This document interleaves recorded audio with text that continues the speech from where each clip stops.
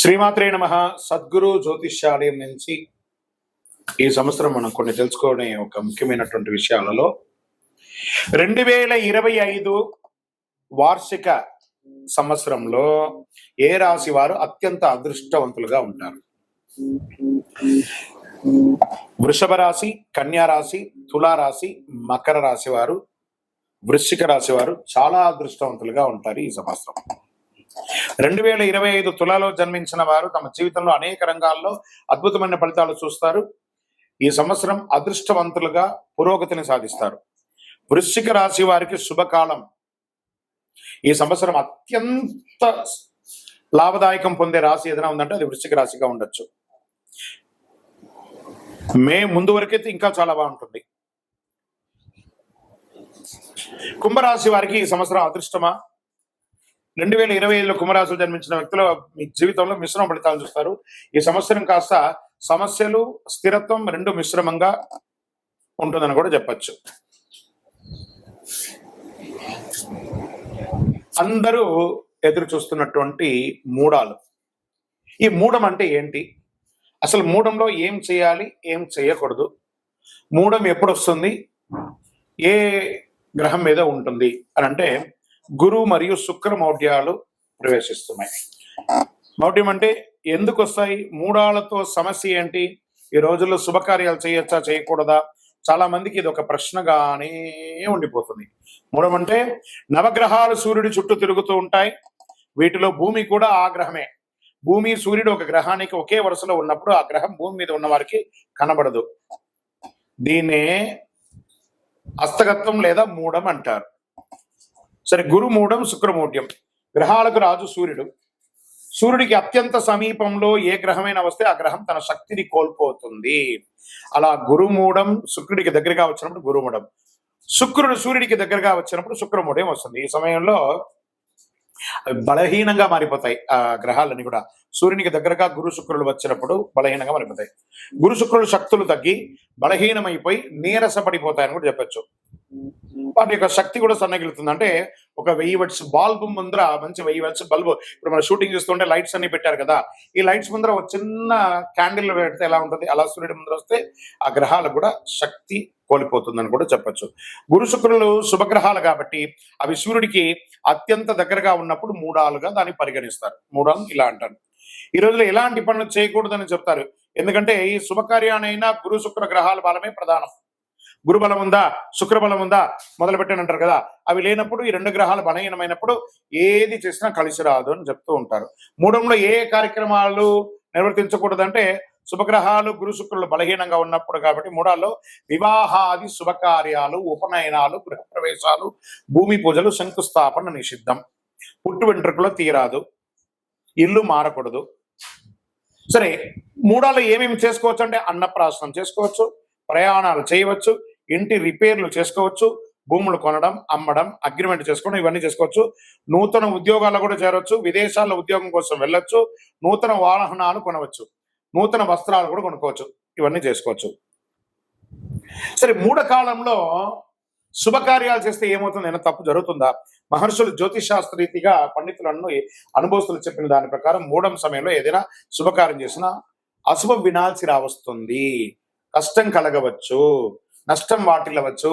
అందుకే మూడాల సమయంలో శుభకార్యాలు చేయకండి అని అన్నారు. గురు శుక్ర మౌఢ్యమి దశలో ప్రవేశిస్తున్న ఈ రాశిపై ప్రతికూల ప్రభావాలు అధిగమించడానికి నివారణ కూడా మనం చేసుకోవచ్చు. రెండు శుభగ్రహాలు తమ శక్తిని కోల్పోతుంది కాబట్టి వివిధ రాశులపై, మన యొక్క 12 రాశులు ఉంటాయి కదా, ప్రభావాలు చెప్తున్నాయి. జ్యోతిష్ శాస్త్ర ప్రకారం ఒక గ్రహం సూర్యుడికి దగ్గరగా ఉన్నప్పుడు ఇది జరుగుతుంది కాబట్టి ఆ రాశులు ఎవరు, ఆ నక్షత్రాలు ఎవరు మనం చూద్దాం. గురు మరియు శుక్రమౌఢ్యం కలిసినప్పుడు 7 రాశులకి 7 నక్షత్రాల వారికి ప్రధానంగా అశుభకరం కాబోతుంది. ప్రతికూల ప్రభావాలు ఎవరు రాశి నక్షత్రాలు ఎక్కువ ఎదుర్కొంటున్నారని చూస్తే మేషరాశి వారు, వృషభ రాశి వారు, మిథున రాశి వారు, కర్కాటక రాశి వారు, తులా, ధనుసు, మీన రాశి వారు కాస్త ఇబ్బంది పడే అవకాశాలు ఉన్నాయి. మరి నక్షత్రాల్లో పూర్వ పల్గుని నక్షత్రం పుబ్బ, ఉత్తరాషాఢ నక్షత్రం, కృతికా నక్షత్రం, అనురాధ నక్షత్రం, ఇవన్నీ కూడా కొంచెం ఇబ్బంది పడే అవకాశాలు ఉన్నాయి. మరియు శుక్రవారాల్లో పుట్టినటువంటి వారు వీరికి కొంచెం ఇబ్బంది పడే అవకాశాలు ఉన్నాయి. నక్షత్రంపై మరియు శుక్రమౌఢ్యమి ప్రభావం ఎలా ఉంటుంది? వేద జ్యోతిషశాస్త్రంలో మౌఢ్య లగ్నం తిథి సూచిస్తుంది. ఇక్కడ ఒక గ్రహం సూర్యుడికి దగ్గరగా ఉండడం వల్ల రాబోయే గురు మరియు శుక్రమౌఢ్యమి ఒక ముఖ్యమైనటువంటి ఖగోళ సంఘటనను సూచిస్తుంది. కొన్ని దేశాలలో అనర్థాలు జరిగే అవకాశాలు ఎక్కువ కూడా ఉన్నాయి. గురుమౌఢ్యమి సమయంలో జ్ఞానం విస్తరణ మరియు దయ యొక్క గ్రహమైన బృహస్పతి అతి శక్తిని కోల్పోతుంటాడు. ఈ జ్ఞాన ఆధ్యాత్మిక మరియు వృద్ధికి సంబంధించిన విషయాలు ప్రభావితం చేస్తుంది. కాబట్టి ఈ పర్టికులర్ రాశి వాళ్ళు, చదువుకునే వాళ్ళు కానీ, విద్యార్థులు కానీ చాలా శ్రమ పడాల్సి ఉంటుంది. బృహస్పతి యొక్క సానుకూల ప్రభావాలతో తాత్కాలిక తగ్గుముఖం ఉంటుంది. ప్రేమ, అనుబంధం, బంధాలు ఇవన్నీ కూడా కొంచెం ఇబ్బంది పడే అవకాశాలు ఉన్నాయి. ఒకళ్ళు భార్యాభర్తల మధ్య సఖ్యత కోల్పోవడము ఇవన్నీ శుక్రమౌఢ్యమి ద్వారా వస్తుంది.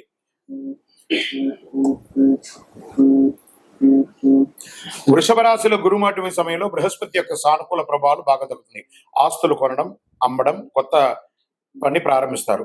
వివాహ నిశ్చితార్థాలు, గృహప్రవేశాలు, కొత్త వ్యాపారాలు ప్రారంభిస్తారు. కొంత గురుమౌఢ్యంలో కొన్ని రాశులు, మిగతా రాశుల వారికి లాభం అని చెప్పారు చూసారా, బృహస్పతి ప్రభావం కూడా ఉంటుంది. రాహుకేతు మరియు శని మరియు కుజుడు వంటి సహదుష్ట గ్రహాల ఆధిపత్యం చలాయించి గరిష్ట స్థాయిలో ఫలితాన్ని ఇస్తారు ఈ యొక్క దీంట్లో. కాబట్టి కొంచెం జాగ్రత్తగా ఉండాలని కూడా చెప్పడం జరుగుతుంది. గురుమౌఢ్యమి, శుక్రమౌఢ్యంలో చేయవలసినవి, చేయకూడనివి. మరి ఏ డేట్లలో వస్తున్నాయి అని అనుకుంటే, గురుమౌఢ్యమి 2025 స్వస్తి చాంద్రమాన విశ్వావసునామ సంవత్సర ఉత్తరాయణం, గ్రీష్మ ఋతువు, జ్యేష్ఠమాసం శుక్లపక్షం జూన్ 10 పౌర్ణమి, మంగళవారం రాత్రి 2:17 నుండి ఆషాఢ మాసం 2025 శుక్లత్రయోదశి జూలై 8 మంగళవారం మధ్యాహ్నం 3:18 వరకు ఉంటుంది. మరియు శుక్రమౌఢ్యమి ఎప్పుడు వస్తుంది అని అనుకుంటే 2025 శుక్రమౌఢ్యమి 2 సార్లు వస్తుంది. చూడండి, స్వస్తి చాంద్రమాన శ్రీ క్రోధినామ సంవత్సర పాల్గొన మాసం మార్చి 18 మంగళవారం ఉదయం 7:15 ప్రారంభమయ్యి, పాల్గొన మాసం శశిర ఋతువు ఉత్తరాయణం మార్చి 28 శుక్రవారం వరకు ఉదయం 6:30 వరకు ఈ శుక్రమౌఢ్యమి ఉంటుంది. శుక్రమౌఢ్యమి స్వస్తి చాంద్రమాన విశ్వావసునామ సంవత్సర దక్షిణాయనం హేమంత ఋతువు మార్గశిర మాసం శుక్ల దశమి ఆదివారం నవంబర్ 30 మధ్యాహ్నం 1:58 ప్రారంభమయ్యి, శుక్రమౌఢ్యమి 2026 సంవత్సరం ఉత్తరాయణం మాఘమాసం కృష్ణ ఏకాదశి ఫిబ్రవరి 13 శుక్రవారం రోజున ముగిస్తుంది. ఈ సమయాలలో శుభాది కార్యక్రమాలన్నీ కూడా నిషిద్ధమని కూడా చెప్పడం జరుగుతుంది. విజయోస్తు. కొత్త ఏడాదిలో సింహంలో కేతు సంచారం 5 రాశుల వారికి మంచి లాభాలు, భారీ లాభాలను కూడా చెప్పచ్చు. జ్యోతిశాస్త్ర ప్రకారం రాహుకేతువుల్ని చెడు లేదా క్రూర గ్రహాలు లేదా ఛాయాగ్రహం అంటారు. జ్యోతిశాస్త్రం రాహుకేతువులకి ప్రత్యేక స్థానం ఉంది. రాహుకేతువులను అంతు చిక్కని గ్రహాలుగా కూడా పరిగణిస్తారు. అయితే రాహును భౌతిక ఆనందానికి ప్రతీకగా భావిస్తారు. కేతువు మంత్ర ఆధ్యాత్మికకు బాధ్యతగా పరిగణిస్తారు. కొత్త ఏడాదిలో కేతు ప్రభావంతో కొన్ని రాశుల వారికి భారీ లాభాలు కూడా రాబోతున్నాయి. ఈ 2 గ్రహాలు నూతన సంవత్సరంలో తమ స్థానాలను మారుస్తున్నాయి. కొత్త ఏడాదిలో మే 18వ తారీఖున రాహు మీనం నుంచి కుంభంలోకి ప్రవేశిస్తున్నారు. కేతువు కన్యా రాశి నుంచి సింహరాశులకు సంచారం చేస్తున్నారు. ఈ సమయంలో ద్వాదశ రాశులపై ప్రభావం పడుతుంది. అయితే కేతు సంచారం వేళ కొన్ని రాశుల వారికి మెరుగైన ఆర్థిక ప్రయోజనాలు కలుగుతున్నాయి. ఈ జాబితాలో మీరున్నారా? ఒకసారి చూద్దామా. బుధ నీచ భంగ రాజయోగం 2025లో కొన్ని రాశుల వారికి అఖండ విజయాలు కలగబోతున్నాయి. జ్యోతిశాస్త్ర ప్రకారం గత నెల 25 నుండి మే 6వ తారీఖు వరకు బుధుడికి నీచ భంగం కలుగుతుంది. వైదిక జ్యోతిశాస్త్ర ప్రకారం నవగ్రహాలు బుధుడికి యువరాజుగా పరిగణించబడతారు.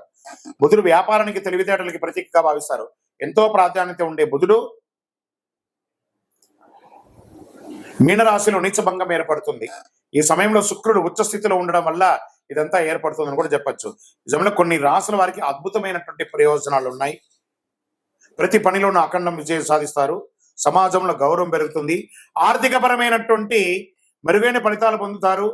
బుధుని నీచభంగం వల్ల మేషరాశి వారికి బుధుని యొక్క స్థానం మారడం వల్ల సానుకూల ఫలితాలు రానున్నాయి. మీరు చేసే ప్రతి ప్రయత్నంలోనూ విజయం సాధిస్తారు. ఉద్యోగులకి కెరీర్ పరంగా పురోగతి ఉంటుంది. ఇతర కంపెనీల నుంచి ఉద్యోగం వచ్చే అవకాశాలు ఉన్నాయి. ప్రైవేట్, ప్రభుత్వ రంగాల ఉద్యోగం పొందే అవకాశాలు ఉన్నాయి. వ్యాపారాల్లో మంచి లాభాలు వచ్చే అవకాశాలు ఉన్నాయి. కోర్టు సంబంధించిన కేసులు మీకు అనుకూలంగా వచ్చే అవకాశాలు ఉన్నాయి. మిథున రాశి వారికి బుధుని తిరోగమనం ద్వారా 10వ స్థానం నీచభంగం ఏర్పడుతున్నాడు. ఈ సమయంలో ఉద్యోగస్తులకు మెరుగైన ఫలితాలు ఉన్నాయి. ఉద్యోగులకు విదేశీయ కళ నెరవేరబోతుంది. నిరుద్యోగులకు ఉద్యోగం వచ్చే అవకాశాలు ఉన్నాయి. వ్యాపారులకు మెరుగైన ఫలితాలు ఇచ్చే అవకాశం ఉంది. ఆరోగ్యపరంగా మెరుగుగా ఉంటారు. ఆదాయం పెరుగుతుంది. సింహరాశి వారికి ఈ రాశి నుంచి బుధుడు 8వ స్థానంలో నీచభంగం ఏర్పడటం వల్ల ఆర్థిక పరంగా అద్భుతమైనటువంటి ప్రయోజనాలు పొందుతారు. షేర్ మార్కెట్ లో పెట్టుబడులు పెట్టే వారికి ఈ సమయం అనుకూలంగా ఉంటుంది. రావాల్సిన బకాయిలన్నీ కూడా త్వరగా వచ్చేస్తుంది. ఆస్తికి సంబంధించిన వివాదాలు కొలికి వస్తుంది. అన్నదమ్ముల మధ్య, అక్కదమ్ముల చెల్లెల దగ్గర కోర్టు వ్యవహారాలు ఉంటాయి, అవన్నీ కూడా తొలగిపోతాయి. ఆరోగ్యపరంగా మెరుగుపడతారు.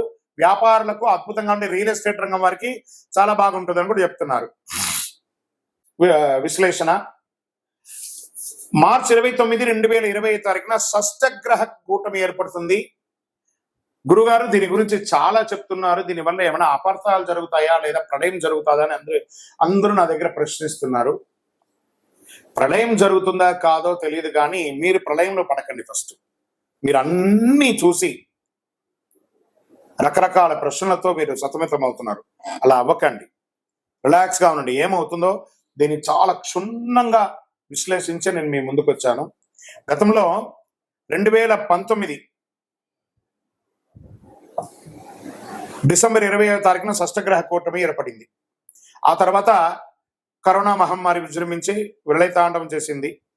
ఇక ఇప్పుడు మళ్ళీ 2025 మార్చి 29 షష్టగ్రహ కూటమి ఏర్పడుతుంది. షష్టగ్రహ కూటమి ఎఫెక్ట్ ఏమైనా ఉంటుందంటే ప్రళయం వస్తుంది అని అంటున్నారు. నమ్మకండి, అది అబద్ధం. ప్రళయం ఏం రాదు. ఇబ్బందులు వస్తూ ఉంటాయి. ఏమంటే జ్వరం వచ్చిందంటే పారాసెటమాల్ వేసుకొని శరీరం అంతా వీక్నెస్ కదా, అలా కొంచెం కొంచెం ఇబ్బందులు వస్తాయి, కానీ ప్రళయం అయితే రాదు. చాలా మందికి ఒక అపోహ, హెచ్ఎంపివి వైరస్ విజృంభిస్తుందా? నో. ప్రభుత్వం చక్కటి దానికి కావాల్సినటువంటి ఏర్పాట్లన్నీ చేస్తున్నారు. అలాంటి ఏ భయం పెట్టుకోకండి. అయితే ఈసారి కూడా గతంలో షష్టగ్రహ కూటమి ఏర్పడినప్పుడు కరోనా మహమ్మారి విజృంభించినట్టు ఈ హెచ్ఎంవిపి వైరస్ విజృంభిస్తుందా అన్న ఆందోళన పలువురిలో వ్యక్తం అవుతుంది. కాబట్టి ఈసారి ఏర్పడే షష్టగ్రహ కూటమి అంత ప్రభావవంతమైన కూటమి కాదు అని విశ్లేషకులు, గురువులు అన్ని గ్రహాలను దృష్టిలో పెట్టుకొని చెప్పడం జరుగుతుంది. దీనివల్ల తీవ్ర పరిణామాలు ఎదుర్కొనే అవకాశం లేదని జ్యోతిష్ శాస్త్ర నిపుణులు మల్టిపుల్, ఒకరు కాదండి, అందరూ చెప్తున్నారు. 6 గ్రహాలు మీనరాశిలో సంచారం. గత ఏడాది అక్టోబర్ 23వ రాహు మీనరాశిలోకి ప్రవేశించి సంచారం చేస్తున్నాడు. జనవరి 28వ శుక్రుడు మీనరాశిలోకి ప్రవేశించాడు. ఇక ఫిబ్రవరి 28వ బుధుడు మీనరాశిలోకి మార్చవుతున్నాడు. మార్చి 15వ రవి మీనరాశిలోకి వస్తున్నాడు. మార్చి 28న చంద్రుడు మీనరాశిలోకి వస్తున్నాడు. మార్చి 20వ శనిదేవుడు మీనరాశిలోకి వచ్చేస్తున్నాడు. సో మీనరాశి వాళ్ళు కొంచెం జాగ్రత్తగా ఉండండి. ఎక్కువ గ్రహమాలిక యోగం అంటారు. ఈ గ్రహాలంతా కూడా 1 by 1 ఇలా వేసి మాలలాగా ఏర్పడింది. గ్రహమాలిక యోగం అంటారు. 6 గ్రహాలు సంయోగంతో అమావాస్య నాడు షష్టగ్రహ కూటమి మీనరాశిలో రాహువు, బుధుడు, శుక్రుడు, సూర్యుడు, చంద్ర, శనులు ఉన్నారు. ఈ 6 గ్రహాలు సంయోగం చెందడం వల్ల షష్టగ్రహ కూటమి ఏర్పడిందని దాని అర్థం. ఈ షష్టగ్రహ కూటమి ప్రభావం 12 రాశుల వారిపై మే 31వ వరకు ఖచ్చితంగా ఉంటుంది, అన్ని రంగాల వారికి. మార్చి 29వ ఏర్పడే షష్టగ్రహ కూటమి కూడా అమావాస్యతో కూడుకున్న షష్టగ్రహ కూటమి కావడం మరొక ప్రాధాన్యత సంతరించుకుంటుందని కూడా చెప్పవచ్చు. విధ్వంసాలు కలగవు, కానీ మార్పులు ఉంటుంది. ప్రతికూల ప్రభావాలు వస్తే జాగ్రత్త పడాలి. షష్టగ్రహ కూటమి ఏర్పడిన మీనరాశిలో గ్రహాల స్థానాలను బట్టి రాజకీయంగా కాస్త చిరు సంక్షోభాలు ఏర్పడే అవకాశాలు ఉన్నాయి. ఇతర రాశులతో ఆయా గ్రహాలు ఏ స్థానంలో ఉన్నాయో తెలుసుకోవచ్చు. దాన్ని బట్టి నెగిటివ్ ప్రభావం ఇచ్చే జాగ్రత్తలు, పరిహారాలు పాటిస్తే మంచిది. ప్రకృతి విలేపాలు చిన్నగా జరుగుతుంది. భారతదేశంలో అంతగా ప్రకృతి విలేపాలు ఉండకపోవచ్చు. ఎందుకంటే మీనరాశిలో షష్టగ్రహ కూటమి రావడం అనేది గ్రహమాలిక యోగం ద్వారా ఉన్నది కాబట్టి మన యొక్క భారతదేశంలో అంతగా ఉండకపోవచ్చు. విదేశాల్లో కాస్త జల ప్రళయం, సునామీ, భూకంపం లాంటిది వస్తే రావచ్చు. ప్రకృతిలో వచ్చే వాటిని స్వీకరిస్తాం. 2025 శనిగ్రహ మార్పు ఎవరికి అనుకూలం, ఎవరికి ప్రతికూలం? ఒక 5 రాశుల వారికి అనుకూలం అని కూడా చెప్పచ్చు. జ్యోతిష్ శాస్త్ర ప్రకారం గ్రహాలలో అత్యంత నెమ్మదిగా ప్రయాణించే భగవానుడు ఎవరంటే శనిదేవుడు, మందగమనుడు అంటారు. ఈ ఏడాది మీనరాశిలో ప్రవేశిస్తున్నాడు. శనిగ్రహ గోచార మార్పు వల్ల 2025 కొన్ని రాశులు లాభాలు చేరుతాయి. శనిదేవుని యొక్క న్యాయం, కర్మలను అధిపతిగా న్యాయ కర్మలకు అధిపతిగా ఉన్నటువంటి పరిగణిస్తున్నటువంటి శని భగవానుడు ఒక గ్రహం నుంచి మరొక రాశిలో ప్రవేశించేందుకు సుమారు 2.5 సంవత్సరం సమయం పడుతుంది. శనిదేవుడు 29 మార్చి 2025లో తన సొంత రాశి కుంభరాశి నుండి నిష్క్రమించి మీనరాశిలోకి ప్రవేశిస్తున్నాడు. ఇది చాలా ముఖ్యమైనటువంటి విషయం అండి, బాగా గుర్తుపెట్టుకోండి. మీకు తెలిసిన వాళ్ళకందరికీ కూడా షేర్ చేయండి, 10 మందికి ఉపయోగపడే ఒక అద్భుతమైనటువంటి విషయం. దీనికంటే ముందు కుంభరాశిలో రాజయోగాన్ని ఏర్పరుస్తున్నాడు. జ్యోతిష్ శాస్త్ర ప్రకారం రాజయోగం మహాపురుష రాజయోగం శుభప్రదంగా పరిగణించబడుతుంది. లగ్నం లేదా చంద్రుడి నుంచి మొదటి 4, 7 లేదా 10వ స్థానంలో శని తుల మకర లేదా కుంభరాశిలో ఉన్నప్పుడు శని రాజయోగం ఏర్పడుతుంది. 2.5 ఏళ్ల పాటు కొన్ని రాశులకు కష్ట నష్టాల నుంచి విముక్తి కలిగిస్తున్నారు. ఈ మార్పు వల్ల ఏళ్నాడు శని, అష్టమ శని, అర్ధాష్టమ శని, సప్తమ శని, కంఠ శని శని దోషాల నుంచి విముక్తి పొందుతున్నారు. ఈ మార్పు వృషభ, కర్కాటక, తుల, వృశ్చిక, మకర రాశుల వారు లాభపడుతున్నారు. ఈ రాశుల వారికి ఆదాయ వృద్ధి, ఆరోగ్యం, ఉద్యోగంలో పురోగతి ఉంటుంది. ఈ శని స్థానం మారడం వల్ల వృషభ రాశి వారికి శని లాభస్థానంలోకి వస్తుండడం వల్ల 2.5 ఏళ్ల పాటు జీవితంలో శుభ పరిణామాలు చేకూరుతాయి. అలాగే తులరాశి వారికి అనుకూలం. ఇప్పటి వరకు 5వ స్థానంలో సంచారం చేసిన శనీశ్వరుడు 6వ స్థానమైన మీనరాశిలోకి మారడం వల్ల ఉద్యోగంలోనూ వృత్తి వ్యాపారాల్లోనూ తక్కువ శ్రమతో ఎక్కువ లాభం పొందే అవకాశాలు ఉన్నాయి. మరి వృశ్చిక రాశి వారికి శని 5వ స్థానంలో మారడంతో అర్ధాష్టమ శని విముక్తి లభిస్తుంది. దీంతో ఆదాయ మార్గాలు విస్తరిస్తాయి, ఆర్థిక సమస్యలు చాలా వరకు పరిష్కారాలు అవుతాయి. మకర రాశి వారికి ఈ స్థాన మార్పుతో శుభం కలుగుతుంది. ఇంతకాలం ద్వితీయ స్థానంలో సంచారం చేస్తున్న శని 3వ స్థానానికి మారడం వల్ల ఈ రాశి వారికి 7.5 కాలం పట్టినటువంటి 7.5 సంవత్సరాలు 7.5 అనే శని నుంచి విముక్తి పొందుతున్నారు. మరి ఈ 2025వ సంవత్సరంలో శని ఎవరికి ప్రతికూలంగా ఉన్నాడు? అనుకూలమైనటువంటి రాశులు చూసాం కదా. ఇప్పుడు ప్రతికూలంగా ఎవరికి ఉన్నారు? ఈ శని గ్రహం వల్ల ఈ రాశుల వారికి 2025వ సంవత్సరంలో శని దోషం, బంగారం పట్టుకున్న బూడిదయ్యే అవకాశాలు కొంత ఉన్నాయి. ఇలా అంటున్నారు ఏంటి గురుగారు అంటే, జాగ్రత్త పడవలసిందే, తప్పకుండా జాగ్రత్త పడుతుంది. మార్చి 29వ తారీఖున శనీశ్వరుడు కుంభరాశి నుంచి మీనరాశిలోకి మారడం వల్ల శని మీనరాశి సంచారం వల్ల 6 రాశుల వారికి శని దోషం ప్రారంభమవుతుంది. ఏళ్నాటి శని, అష్టమ శని, సప్తమ శని, అర్ధాష్టమ శని అంటే శని దోషాల వల్ల మేష, సింహ, కన్యా, ధనుసు, కుంభ, మీన రాశి వారికి జాగ్రత్తగా ఉండాలి. ఈ రాశి వారికి శని దోషాలు కలిగినందువల్ల ఆటంకాలు, అవరోధాలు, వైఫల్యాలు, అపజయాలు, అనారోగ్యాలు, ఆర్థిక సమస్యలు వంటి జరిగే అవకాశాలు ఉన్నాయి. కానీ శనిగ్రహం వల్ల ఇలా వస్తాయి. మిగతా అనుకూల గ్రహం వల్ల దీని యొక్క వీర్యం తగ్గే అవకాశాలు ఉంటాయి. శనీశ్వరుడు మీనరాశిలో ప్రవేశించడానికి కొద్ది రోజుల ముందే ఈ రాశుల వారు శనికి తైలాభిషేకం చేయించడం, శివుడికి అభిషేకం చేయించడం మంచిది. నీలం లేదా నలుపు రంగు కలిసిన దుస్తులను ధరించడం మంచిది. ఇంద్రనీలం పొదిగిన ఉంగరాన్ని ధరించడం మంచిది. అన్నిటికంటే శని భగవానునికి అధిపతి అయినటువంటి ఈ కరుంగాళిమాలను ధరించడం మంచిది. ఎందుకంటే జమ్మి చెట్టు శని భగవానునిక చెట్టు. ఈ యొక్క కరుంగాళిమాలను ధరించడం మంచిది. శనిదాసం బాగా తగ్గిపోయే అవకాశాలు కూడా ఉంటాయి. శని మీనరాశిలో 2.5 ఏళ్ల పాటు కొనసాగుతాడు. మేషరాశి వారికి వ్యయస్థానంలో శనీశ్వరుడు ప్రవేశించడం వల్ల దూర ప్రాంతాల్లో ఉద్యోగం ఉన్న స్థానం నుంచి మారడం, దూర ప్రాంతానికి బదిలీ అవ్వడం, లేదా ఆశించిన ప్రమోషన్స్ రాకపోవడం, వ్యాపారంలో మందకోటిగా రావడం, రావాల్సిన డబ్బులు సకాలంలో రాకుండా ఉండడం, పదోన్నతి, వేతనాలు పెరుగుదల వంటి ఆశాజనకంగా ఉండకపోవచ్చు. ప్రతి పనిలోనూ వ్యయ ప్రయాసాలు కలుగుతాయి. బంధుమిత్రుల వల్ల ఆర్థికంగా నష్టపోయే అవకాశాలు ఉంటుంది. మిత్రులే శత్రువులు అయ్యే అవకాశాలు ఉన్నాయి.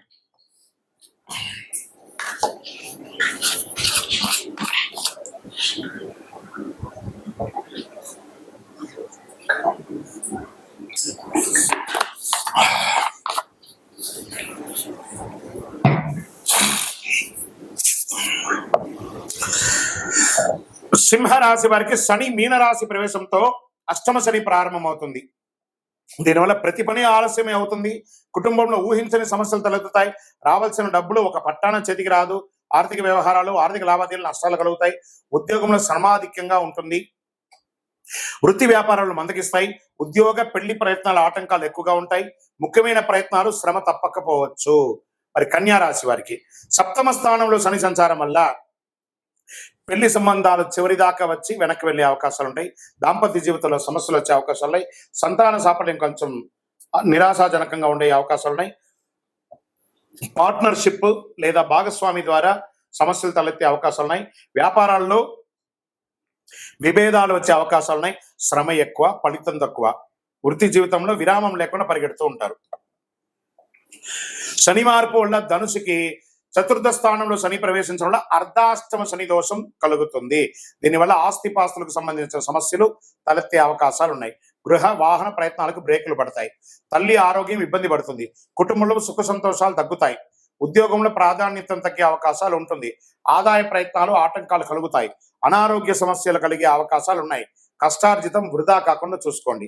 మరి కుంభరాశి వారికి 3వ దశ ఏళ్నాడు శని దోషం ప్రారంభం అవుతుంది. దీనివల్ల ఆర్థిక సమస్యలు కలుగుతాయి. రావాల్సిన డబ్బు ఒక పట్టాన చేతికి రాదు. ధనాదాయం బాగా తగ్గుతుంది. డబ్బు తీసుకున్న ఇచ్చిన 10 పరిష్కారాలు కావడానికి చాలా కాలం పడుతుంది. కుటుంబంలో అన్నదమ్ముల మధ్య అక్కచెల్లెల మధ్య చికాకులు తలెత్తుతాయి. శుభ కార్యక్రమాలకి ఆటంకాలు ఏర్పడతాయి. వృత్తి వ్యాపారంలో లాభాలు తగ్గే అవకాశాలు, శ్రమ ఎక్కువ కలిగే అవకాశాలు ఉన్నట్టుగా కనబడుతుంది. మరి మీనరాశి వారికి శని ప్రవేశంతో 2వ దశ ఏళ్నాడు శని ప్రారంభం అవుతుంది. కొద్దిగా అనారోగ్యం పీడిస్తుంది. ఉద్యోగంలో ప్రభావం చూపుతుంది. వృత్తి వ్యాపారంలో సమస్యలు వచ్చే అవకాశాలు ఉన్నాయి. ప్రయాణాల వల్ల నష్టాలు తప్పవు. ఉద్యోగం పెళ్లి ప్రయత్నాలు ఆటంకాలు ఎక్కువ ఉంటాయి. విజయ సాఫల్యం బాగా తగ్గిపోతుంది. ప్రతి పనికి బాగా శ్రమపడాల్సి ఉంటుంది.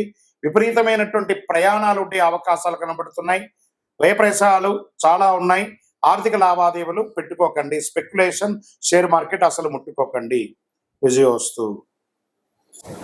ఈ వారాహి కందదీపం, ఈ వారాహి అమ్మవారి యొక్క పూజ ఈ మధ్య చాలా అన్ని చోట ఆశేతి హిమాచలం పెరిగింది చూసారా. 16 శుక్రవారం చేస్తున్నారు. ఆ దీపాన్ని ఎలా పెట్టచ్చు అంటే, ఆ దీపంలోనే అమ్మవారిని ఆవాహనం చేయవచ్చు. ఫోటో ముందు కానీ విగ్రహం ముందు కానీ ఈ కంద దీపాన్ని పెట్టవచ్చు. కందగడ్డను శుభ్రంగా కడిగి పసుపు కుంకుమతో అలంకారం చేయాలి. కొంచెం ఆ కోసిన చోట కొంచెం దీపం వచ్చేలా కొంచెం గుంత తీసుకొని అందులో నెయ్యి పోసి దీపం పెట్టాలి. కంద దీపం పెట్టిన సమయంలో మామూలు దీపం కాకుండా రెగ్యులర్ దీపం కూడా ఒకటి పెట్టాలి. కంద దీపంతో పాటు నార్మల్ దీపం కూడా ఒకటి పెట్టాలి. అమ్మవారికి ధూపదీప నైవేద్యం సమర్పించాలి. అష్టోత్తరం కానీ సహస్రనామంతో కానీ మూలమంత్ర జపంతో కానీ పూజించుకోవాలి. కంద దీపం పెట్టిన రోజు దుంపలు, తేనె, లడ్డులు ఇలాంటివి నివేదన చేయవచ్చు. కంద దీపం మరుసటి రోజున అదే కందను ప్రసాదంగాను వంట చేసుకొని తినవచ్చు. కంద తినని వారు గోవుకి తినిపించవచ్చు. ఇలా ప్రతి శుక్రవారం రాత్రి చేస్తే మీకు ఉన్న ఆటంకాలన్నీ తొలగిపోయి ఐశ్వర్యం సంకల్పిస్తుంది. ముఖ్యంగా గొడవలు, నిందలు ఇవన్నీ తొలగిపోతాయి. వివాహం కాని వారికి వివాహం త్వరగా అయ్యే అవకాశాలు ఉన్నాయి. ఇల్లు కొనుక్కోవాలన్న వారికి, భూమి కొనుక్కోవాలన్న వారికి వారాహి కదా, అమ్మవారు, ఆ వారాహి అమ్మవారిని ప్రార్థన చేయడం చాలా అద్భుతం కలుగుతుంది. రాత్రిపూట సమయం వరకు ఉపవాసం అవసరం లేదండి. కొంచెం మంది ఉండాలనుకుంటే ఉండొచ్చు, లేని పక్షంలో దీనికి ఉపవాసం ఉండలేదు. ఆ ఒక్కరోజు మాత్రం మధుమాంసాలు తినకుండా దూరంగా ఉంటే మంచిది. సాయంత్రం పూజ మొదలు పెట్టే సమయానికి మళ్ళీ చక్కగా పళ్ళు దమ్ముకొని దంత సేవనంతా చేసుకొని తలస్నానం చేసి పెట్టుకుంటే చాలా మంచిది. మన శరీరంలో దుర్గంధం రాకూడదు. ఈ దీపం వెలిగించినప్పుడు చినిగిన బట్టలు ధరించకూడదు. అసహనం ఏదైనా కూర్చోలేని ఇబ్బంది కలిగే అసహనంగా కూర్చోకూడదు. మంచి ఆసనం వేసుకొని కూర్చోవాలి. పూజ మధ్యలో ఫోన్ లాంటిది వస్తే ఆపి మాట్లాడడం లాంటిది అంతా చేయకూడదు. ప్రదోష కాలం సంధ్యా సమయంలోనే ఈ పూజను చేయాలి అని చెప్పడం చాలా విశేషం. ఎవరైతే ఈ యొక్క వారాహి కంద దీపం వెలిగిస్తారో వాళ్ళ జీవితంలో అద్భుతాన్ని సాధిస్తారు. విజయోస్తు. పులిపంజా చీల్చి కోటీశ్వరులయ్యి కుబేరుడు జీవితకాలం సంపదను కురిపించే రాశులు శని భగవానుడి ద్వారా కొంతమందికి రాబోతుంది. క్రమశిక్షణకు సహనాన్ని నేర్పే దేవుడైన శనిదేవుడు పూర్వభాద్ర నక్షత్రంలోకి ప్రయాణం చేస్తున్నారు. శనిదేవుడు 9 గ్రహాలలో నీతిమంతమైనటువంటి గ్రహుడు అని చెప్పచ్చు. శని ఈశ్వర శబ్దం కలిగిన వాడు. మనం చేసే ప్రతి పనిని బట్టి మన ప్రతిఫలాలను ఇచ్చే శనిదేవుడు న్యాయదేవతగా కూడా గుర్తింపు పొందిన వారనమాట. అటువంటి శనిదేవుడు ఒక రాశి నుంచి మరొక రాశిలో మాత్రమే కాదు, ఒక నక్షత్రం నుంచి మరొక నక్షత్రంలో కూడా సంచారం చేస్తున్నారు. శని సంచారం అతి నెమ్మదిగా చాలా స్లోగా ప్రయాణించే గ్రహమైన శనిదేవుడు 2.5 సంవత్సర కాలం ఒకే రాశిలో ఉంటాడు. ప్రస్తుతం కర్మవీరుడు అయిన శనిదేవుడు 30 సంవత్సరాల తర్వాత తన సొంత రాశిలో ప్రయాణం చేస్తున్నాడు. 2020 అయినటువంటి తన స్థానాన్ని మార్చుకుంటూ గజకేసరి యోగంతో 2025లో కొన్ని రాశాలకి కుంభస్థలాన్ని బద్దలు కొట్టి ఇస్తున్నారన్నమాట. కొన్ని రాశుల వారికి పూర్వభాద్రలో శని సంచారం ఇక అద్భుతాన్ని ఇవ్వబోతున్నారు. శని పూర్వభాద్ర నక్షత్ర సంచారం అన్ని రాశుల వారిపై ప్రభావం చూపిస్తుంది. అయితే కొన్ని రాశులకు మాత్రం ఇది లబ్ధిని కూడా చేకూరుతుందని చెప్పొచ్చు. ఈ రాశులు ఏమిటో ప్రస్తుతం తెలుసుకుందాం. వృశ్చిక రాశి పూర్వభాద్ర నక్షత్రం శని సంచారం వృశ్చిక రాశి వారికి సంతోషం కలుగుతుంది. మకర రాశి వారికి నక్షత్ర సంచారం కలగగా మకర రాశి జాతకులకి ఏ పని చేసినా సానుకూలం కలుగుతుంది. నిరుద్యోగులకు నిరుద్యోగం వస్తుంది. వృషభ రాశి వారికి శని నక్షత్ర సంచారం అనేక యోగాలను తీసుకురాబోతుంది. ఈ సమయంలో వివాహం కాని వారికి వివాహం, ఉద్యోగం లేని వారికి ఉద్యోగం, రాజకీయంగా ఉన్న వారికి ఎదుగుదల, భూమి పట్టా పెట్టుబడి ఎన్ని రకాలుగా అనుకూలంగా కుబేర సంపదను పొందబోతున్నారు శని భగవానుడి వల్ల. విజయోస్తు. అందరూ కూడా ఈ సమయంలో ఏం చేయాలంటే శని భగవానికి మీ యొక్క వయస్సు ఎంత ఉందో అన్ని దీపాలు వెలిగించండి, ఆయన దగ్గర ప్రార్థన చేసేయండి. శనీశ్వర దేహి మే బుద్ధి వైశిష్ట్యం, దేహి మే నిత్య యవ్వనం, దేహి మే పరమానందం, దేవదేవ జగత్పతి. జమ్మి చెట్టు ఉంటే ఆ జమ్మి చెట్టుకి ప్రదక్షిణ చేయండి. జమ్మి చెట్టు యొక్క తర్వాయి భాగమే యొక్క కరుంగాళి మాలను ధరించండి. కరుంగాళి మాలను ధరించుకొని నవగ్రహాలకి ప్రదక్షిణ చేయండి. చూడండి మీరు ఎన్ని అద్భుతాలు పొందబోతున్నారు. విజయోస్తు. ఈ తదాస్తు దేవతలు అంటే ఏంటి? తదాస్తు అంటారు చూసారా, కొన్ని సమయాల్లో అపశకునం పడకూడదు అంటారు కదా. తదాస్తు దేవతలు అంటే ఎవరు? వీటి గురించి ఏమైనా ఎక్కడైనా చెప్పబడిందా? దీనికి ఏమైనా ప్రామాణికం ఉందా అంటే వేదాలలో అనుమతి అనే ఒక దేవత ఉంది. ఆ యజ్ఞయాగాది సత్కారాల్లో ఆచరించేటప్పుడు ఈ దేవతలను స్మరిస్తే వారికి కార్యసిద్ధి కలుగుతుంది. యజ్ఞ ప్రకరణలో పేర్కొని ఉండింది అనమాట. ఈయన అనుమతి దేవతలతోనే సామాన్య భాషలో తదాస్తు దేవతలు అంటుంటారు. సత్కర్మం జరిగే పవిత్ర ప్రదేశాలలో వారి నివాస స్థానం. అశ్విని దేవతలే తదాస్తు దేవతలు.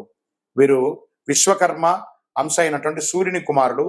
అశ్వరూపంలో సూర్యుడు ఛాయాదేవి సంభోగించడం మూలంగా వీరు జన్మించారని కూడా చెప్పబడుతుంది. మహాభారతంలో పాండురాజు భార్య మాద్రికి మంత్ర ప్రభావంతో నకుల సహదేవులుగా జన్మించారు. అంతేకాదు ఆయుర్వేదాన్ని దక్ష ప్రజాపతి నుంచి అభ్యసించిన ఇంద్రునికి నేర్పించారు. వీరి సోదరి ఉష. ఆమె ప్రతిరోజు వీరిని బ్రహ్మ ముహూర్తంలో మేల్కొల్పుతుంది. ఆ తర్వాత వారు తమ సోదరి ఉషను ముందు కూర్చోబెట్టుకుని రథాన్ని అధిరోహించడం, తూర్పు నుంచి పడమరకు ప్రయాణం చేయడము పురాణ వర్ణనంగా చెప్పడం జరుగుతుంది. ఏం మాట్లాడినా తదాస్తు దేవతలు అంటుంటారు. జాగ్రత్త అని పెద్దలందరూ కూడా చెప్తుంటారు. బూతులు మాట్లాడకు, చెడు మాట్లాడకు, అపశమనం మాట్లాడకు అంటుంటారు కదా. ఈ యొక్క తదాస్తు దేవతలు అందరూ అక్కడి నుంచి పారిపోతూ ఉంటారట. అలాగని మనం చేస్తే ముఖ్యంగా సంధ్యా సమయంలో ఈ దేవతలు సంచరిస్తారని అంటుంటారు. పదే పదే చెడు మాటలు వ్యక్తం చేస్తే అదే జరుగుతుందట. తదాస్తు అనేది స్వవిషయంలో వివరిస్తుంది. ధర్మానికి విరుద్ధంగా ఉచ్చరించకూడదని మాటలు. పదే పదే అంటే దేవతలు వెంటనే తదాస్తు అంటూ ఉంటారు. వీరిని తదాస్తు దేవతలు అంటుంటారు. సంధ్యా సమయంలో స్వవిషయంలో పలుమార్లు అంటే ఆ దృశ్యాలు సూచించిన దేవతలు తదాస్తు అంటుంటారు. కాబట్టి ఇది అలాగే జరుగుతుంది. కాబట్టి చెడు మాట్లాడకండి, ఎప్పుడు మంచి మాట్లాడండి అని చెప్తూ ఉంటారు. దీనివల్ల ఏమవుతుంది? ఆరోగ్య క్షీణం అవుతుంది, అనారోగ్యం అవుతుంది, దారిద్ర్య చిహ్నంగా ఉండొచ్చు, అవాస్తవాలు పలకడం మంచిది కాదు అంటారు. కాబట్టి సంధ్యా సమయంలో కానీ ప్రాతకాలంలో కానీ చెడు మాట్లాడకూడదు అంటారు. అందుకే తదాస్తు దేవతగా నివసిస్తుంటారు కాబట్టి తదాస్తు ఉంటుంటారు. కాబట్టి చెడు మాట్లాడకండి. విజయోస్తు. జ్యోతిశాస్త్రంలో ఉన్నటువంటి రహస్యాలు మీకు తెలుసా? సూర్యుడు పితృదేవతల్ని దూషిస్తే రవికి కోపమట. సూర్యదేవునికి ఎదురుగా మలమూత్రార్థులు విసర్జించడం, దంతం పళ్ళు దోముకోవడం, ఎంగిలి ఉమ్మడం సూర్యుని చూస్తూ చేయకూడదట. చంద్రగ్రహం అద్దం పుట్టడానికి చంద్రుడు కారణమట. అందుకే అద్దంలో దిగంబరంగా బట్టలు లేకుండా నిలబడడం, వెక్కిరించడం, ఇలాంటి పనులన్నీ చేయకూడదట. దానివల్ల ఆరోగ్య క్షీణం అవుతుంది అంటారు. కుజగ్రహం అప్పు ఎగ్గొడితే కుజుడికి కోపమట. వ్యవసాయ పరంగా మోసం చేస్తే ఊరుకోడట. కాబట్టి వ్యవసాయదారుల్ని చాలా చక్కగా చూసుకోవాలి.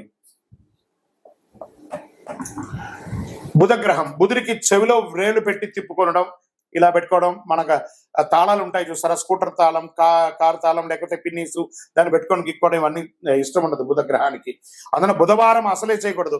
వ్యాపారాన్ని అశ్రద్ధ చేసిన, జ్ఞానం ఉందని విర్రవీగిన బుధుడికి ఇష్టం ఉండదట. గురుగ్రహం సర్వశాస్త్రాలను తెలిపిన గురువు బృహస్పతి ఎవరైనా గురువుని కించపరిచి మాట్లాడితే గురుదేవునికి అనుగ్రహం కలగదట. మన టీచర్స్, మన ఉద్యోగస్తులు, పై అధికారులు, బ్రాహ్మణోత్తములు, గురువులు, ఎవరెవరైతే మన యొక్క వృత్తి వ్యాపారంలో ఉన్నటువంటి గురువులు, ఏ గురువునైనా కూడా నిందించకూడదు. తుల్య నిందార్ స్థితిర్మౌని, సైలెంట్ గా ఉండాలంట. గురువుని ఎక్కిరించి మాట్లాడడం, లెక్చరర్స్, టీచర్స్ వాళ్ళందరినీ అలా చేయడం వల్ల గురువుకి కోపం వస్తుందట. శుక్రుని భార్యాభర్త అగౌరవపరచుకోక, ఆయన కూర్చుకుంటే భార్యాభర్తలు కొట్లాడుకుంటారు కదా, అలా అగౌరవంగా మాట నువ్వెంత, నేనెంత, నువ్వెంత అని ఒకరి మీద ఒకరు అనుమానం పడ్డా, అవమానపరిచిన శుక్రుడి కోపం పట్ట ఐశ్వర్య క్షీణం చేస్తాడట. లక్ష్మీదేవి కృప లేకుండా చేస్తాడట. ఆ యొక్క శుచి శుభ్రత లేని చోట కూడా శుక్రుడు ఉండడట. మనుషుల గొడవలు లేని చోట మాత్రమే ఆయన ఉంటారు. మరి శని భగవానుడు, శనికి పెద్దల్ని కించపరిచిన, మరుగుదొడ్లు శుచిగా లేకపోయినా చాలా కోపం వస్తుందట. తల్లిదండ్రులను చులకగా చూసినా కోపం వస్తుందట. సేవకు వృత్తి చేసిన, సేవ చేసిన వారిని కాపాడాలని, ఆయన కాపాడితే చాలా ఆనందపడతాడట. నలిగిన బట్టలు, పాత బట్టలు, తలస్నానం చేయకుండా ఉన్నా కూడా దరిద్రం వెంట శని. మాకు చుండ్రు వస్తుందండి, మా తల ఎంట్రుకలు రాలిపోతుందండి, ఇవన్నీ దరిద్ర చిహ్నం. నిత్యం ఎన్నిసార్లు ఉదయం సాయంత్రం స్నానం చేసినా తల మీదకి వెళ్ళి స్నానం చేయాలి. పడక మీద నుంచి పడుకొని వస్తాం, మన శుభ్రత కోల్పోయినట్టే కదా. కాబట్టి తల మీద స్నానం చేస్తేనే శని భగవానికి ఇష్టమట. లేదా శని నెత్తి మీదే కూర్చుంటాడట తల స్నానం చేయకపోతే, అది మహా దరిద్రం. రాహు వైద్య వృత్తితో పేరుతో మోసగించిన, సర్పములను ఏమైనా చేసినా ఆయన కోపం వస్తుందట. భ్రమమాయకు కారణమవుతాడు. భూమి కారకుడు కూడా, భూమి కూడా ఇబ్బంది కలిగిస్తారట. కాబట్టి జాగ్రత్తగా ఉండాలి. మరి కేతువు జ్ఞానం ఉండి కూడా పంచడానికి వెనకబడి, మోక్షకారకుడైన కేతువుకి పెద్దలకు మరణానంతరం చేయవలసిన పితృకర్మలు చేయకపోయినా, మేము బియ్యం ఇచ్చినామండి, పెద్దలు చనిపోతే మాకు తద్దినాలు అలవాటు లేదండి, ఇలాంటి మీ యొక్క బద్ధకానికి, మీ యొక్క సోమరితనానికి అలవాటయ్యి పెద్దల యొక్క కనీసం చనిపోయిన రోజును కూడా గుర్తుపెట్టుకోకుండా ఉంటే ఆ ఇంట్లో అశుభం జరుగుతుందట. ఈయన జాతకంలో బాగలేకపోయినా కూడా ఆరోగ్యపరమైనటువంటి ఇబ్బందులు వస్తుందంటే కేతుగ్రహం వల్ల. ఇవన్నీ గుర్తుపెట్టుకోవాలి. విజయవస్తు.